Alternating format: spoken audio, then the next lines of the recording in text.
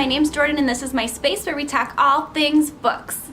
Today I am extremely excited because I'm going to try something new, something a little bit different.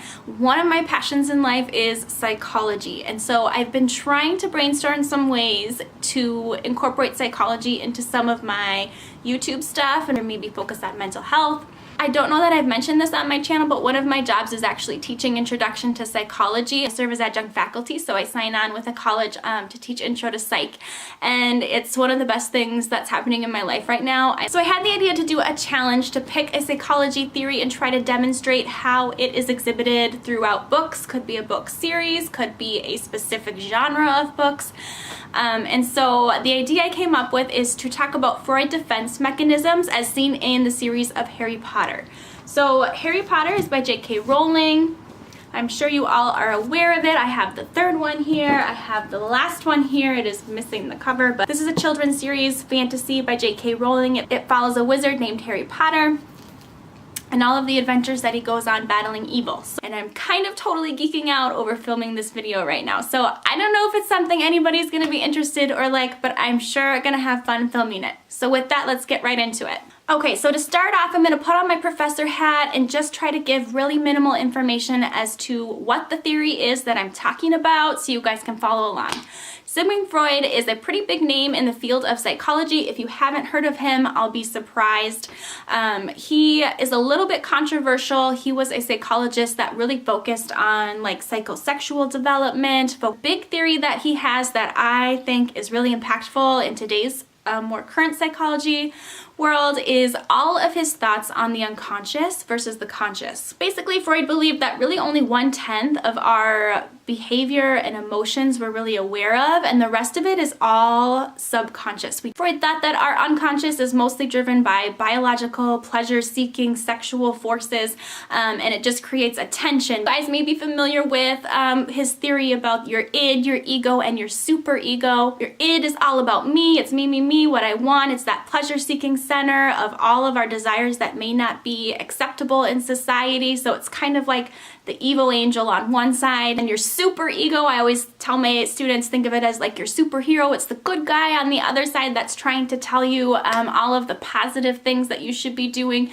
It's your morals, it's your values, it's society rules. And then in the middle you have your ego. That's the balance, trying to balance these two forces in your life that you aren't always aware of. The thought is that people develop these defense mechanisms in order to cope with this tension that's coming from these two superpowers on your shoulders, and it's trying to reduce anxiety, that you aren't even aware that you're performing these defense mechanisms, but they come up in your life. With that, hopefully that gives you guys a broad understanding if you weren't already familiar with some of Freud's work. With that, I'll show you how defense mechanisms are demonstrated in Harry Potter. Okay, the first defense mechanism is called repression, and this is just what it sounds like. You have awful, icky memories or dark thoughts, and you just shove those down. You don't think of them. You try not to be aware of them. You will repress oftentimes memories. In Harry Potter, I think this is seen throughout the series in Harry's repression of his parents' death. He encountered a trauma when he was only a year old as he watched his mother being murdered, and this horrific trauma, the tension and the anxiety of that, I think caused him to repress all of those feelings. And you can see throughout the series, he will have flashbacks and start to remember those traumatic events, but he definitely experiences repression. It's a defense mechanism of his own self trying to protect him from those horrific and painful memories. So I think that's a great example of repression. Okay, next up is denial. Denial is exactly what it sounds like. It is yourself completely being in denial about something negative or anxiety-inducing in your life. You see this a lot in people who have substance use disorders. They will tell you they do not have a problem. You see this in grief. First stage of grief is denial. You just deny that it's existing. You ignore it. You pretend something isn't happening. That causes you extreme stress or anxiety. So my favorite example that I could think of in Harry Potter for denial is Hagrid. I think Hagrid is in serious denial about how dangerous some of his furry friends are. He likes to think that everybody is just warm and fuzzy, and all these crazy creatures that are really dangerous actually love everybody and are about peace. He knows maybe deep down in his subconscious that they are not very safe, friendly, warm creatures. So one example is Norbert, his dragon that he thought was fluffy. He called himself mommy to the little dragon that was going to eat everybody and destroy his home. But he gives it like this soft teddy bear and treats it like it is this baby, literal baby. And so I think Hagrid's in a little bit of denial about that. The other example, of course, is Aragog, the giant spider that he sends in, oh, I don't think I have Chamber of Secrets. This is the third one, but I think it's in the second one that he sends Ron and Harry out into the forest to meet with Aragog, thinking it's going to be totally safe and wonderful, and they try to kill Harry and Ron, of course. Also, Fluffy, do you guys remember in the first book, Hagrid thought just the fact that he named this three-headed dangerous dog Fluffy tells you right there that he doesn't quite understand the depth of the danger of some of the creatures that he works with. So I think Hagrid is a good example of denial. Okay, next up is called projection. Projection is when you yourself are experiencing some sort of unacceptable thoughts, feelings, urges, and it could be unacceptable based on your own morals, your own values, society rules, and instead of sort of recognizing that in yourself, you project that on everyone else. So someone who is maybe cheating on their spouse will start to think that everybody else is cheating on their spouse. They're sort of projecting that own ickiness that they're feeling onto other people. So I had to really think about this one to try to come up with a good example, and I came up with two examples. So the first example, I think we could call this projection, is in the last Harry Potter book. You see throughout the series, Ron feels very inferior to Harry. He feels inferior to all of his brothers. He has sort of this competition. He feels like he always gets the short end of the stick, and he starts to project those feelings onto Harry and Hermione when they are wandering around, and you know, he's wearing the Horcrux and it brings out all his worst subconscious feelings. He starts to imagine that Harry and Hermione have a thing going and that they are ganging up on him, they don't like him, they think he's useless, and really that's his own subconscious feelings that he's projecting onto them. This isn't quite like a perfect example of this theory, but I think it's close enough that I wanted to mention it because you see when the Horcrux is opened and Ron has that traumatic scene where he can see like Harry and Hermione being together and saying all of the things about how they're better off without him and they're so happy he's gone, and that was really his own insecurities that he was projecting on them, and so I thought that was a really good example. The other example I have that I thought of was in the second book, Harry Potter and the Chamber of Secrets, is when Lockhart, who is very fame hungry, he's constantly thinking about the right angles for the camera and getting as much publicity as he can. You can tell that he's threatened by Harry's popularity as he goes to work at Hogwarts, and he starts projecting those feelings onto Harry.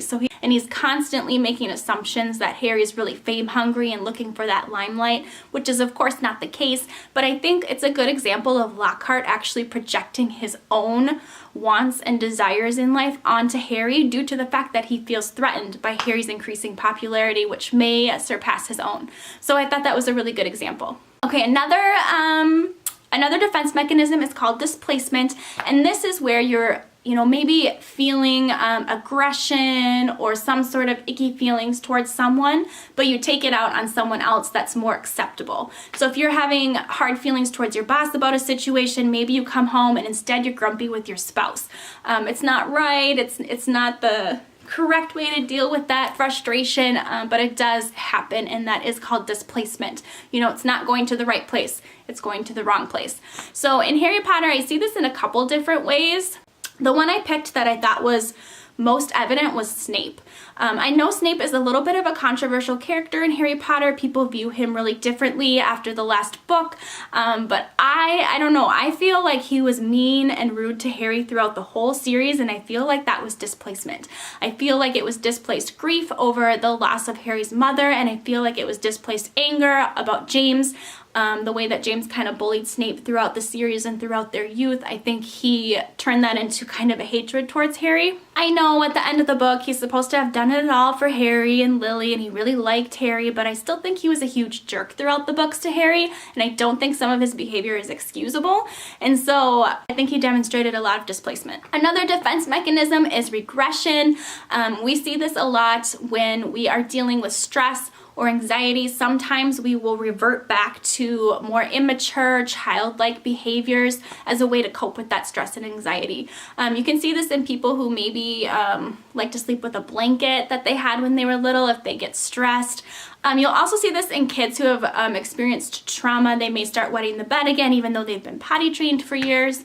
I had a hard time finding an example for this one in Harry Potter, but the only thing I could really think of is in, I think it's like around the 4th book, when boys start to notice girls and girls start to notice boys. You see some regression because there's a discomfort, there's an anxiety about these changes that you're going through, and you can see, like for example, the girls get super duper giggly with each other and they start laughing and being really, really silly like you maybe would do when you're younger. And I think that's maybe a result of regression because you're feeling uncomfortable, you're having anxiety. So that was the only thing I could think of for that one. Okay, my last defense mechanism is called sublimation. Now this is where you have sort of an inappropriate urge or aggression that makes you uncomfortable, and you channel all of that energy into something that's more acceptable in society. So one example would be if you're feeling really aggressive or angry or upset, maybe you'll go to the gym, you'll go boxing, you'll get all that out in a healthy way rather than going and committing a crime or beating someone up. You channel that into something that's more acceptable, that's healthier, that's better for you, and that is your body and your brain's way of dealing with that discomfort and anxiety. I have 2 examples of this one that take place in the Harry Potter series. One, I think during Quidditch games. Every Quidditch game against Slytherin, you can see the sublimation because they are so angry with each other, they hate each other, but they take all that aggression and they pour it into the Quidditch field.